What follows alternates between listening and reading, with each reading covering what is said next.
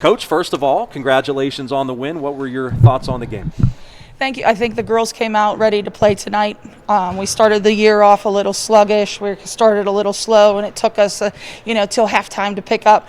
The last couple of games, we started from the get-go, and I think that's a big thing. Their enthusiasm, their aggressiveness on defense tonight was just tremendous, and that picked us up. And we hit some big shots early in the game that we haven't had in the last couple games, especially the first game against West Mifflin. Well, yeah, you said you didn't like the way you guys started last time against West Mifflin. So was there anything different, or was it just like we need more energy coming out in this game? Was there anything specifically you did differently?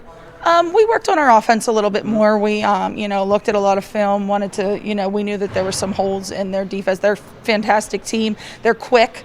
They're quick and they're feisty. But we knew there were some little holes and gaps that we wanted to work with our bigs, try to get that high-low motion a little bit more, the dish inside and maybe the kick back out and things like that. So that's what we worked on a little bit more. I was just curious what you told the girls at halftime after the one negative, obviously, in today's game was quarter number 2. Scoreless. Scoring no points. They came out with that 2-3 zone. They extended it some as well. What were the thoughts going through your mind at halftime? Well, we did. We told them, we went in the locker room, said, you want the bad news or the good news first? And they said bad. So we said, we didn't score. We got to put the ball in the hoop. But the one bright thing, they only scored 4 points that quarter too. So, we worked on our defense. We banked on our defense and said, keep up that defense, keep it going. You're playing hard, you're playing tough out there. The shots are going to fall. Take your time. We're a little antsy. We didn't give our spacing well in the second quarter. You're not making good decisions. We just needed to slow down and play our game back to where we were, what we were working on all week. And you said that's still work in progress, right? The spacing, offensive end. Absolutely, yeah. I mean, we have a lot of players who want to get to the hoop and want to get to the ball, which is great. But we also have to get that spacing. We're long, we're big. We want to space the defense out and make them guard us because we have multiple players who can play. Again, we're young. We make those young mistakes, but we do have the players that are able to make things happen, and we want the defense to extend so that we get one defender on them instead of, 2 or 3. Well, what's the old basketball adage? You can always play good defense. You can always give good effort, even if your shots aren't falling. Right. So you have to know, Coach, that your defense is probably going to be there game in and game out, even if the offense isn't quite there. Yeah, and at the beginning of the year, we struggled a little bit on our defense. We were down on ourselves and, maybe gave up a little bit too early, but they've been realizing our defense is there. We got some key defender. Elle Polakowski plays fantastic defense. She might not be big on the court or big scorer for us, but she's been playing tremendous defense for us. Reagan Carson coming off the bench, been playing good defense. So we have some girls that can really play defense. They might not see it all the time in, the paper with the scoring aspect, but they're big parts of the team that we need. That's one thing that I noticed tonight. Maddie Moore, 6 points. Gracie Spadero, 7 points. I had them down for.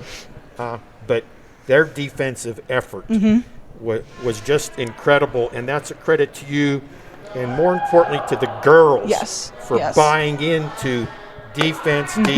Yeah, defense wins ball games. That's what I was always told growing up. Defense wins ball games. So if we can put the defense in, you can score one more point than them, you win the game. So as long as we, put the defensive effort in, we have the opportunities to score, we will, but we have to make them stop. We got to stop them from scoring. Well, tell us about this girl's performance. I think you know her, don't you?